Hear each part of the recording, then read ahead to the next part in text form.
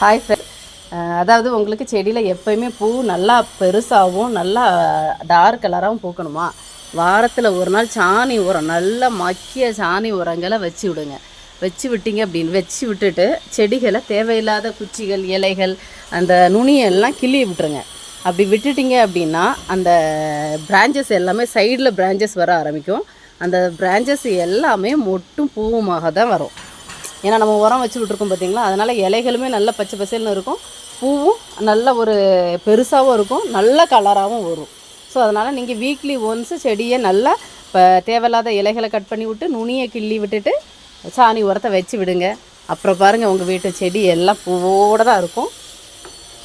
சூப்பராக மெயின்டைன் பண்ணலாம். வேறு எதுவுமே நீங்கள் போடாதீங்க. இங்கே பாருங்கள், எல்லா செடியிலுமே பூவாக இருக்கும். இங்கே இருக்குது.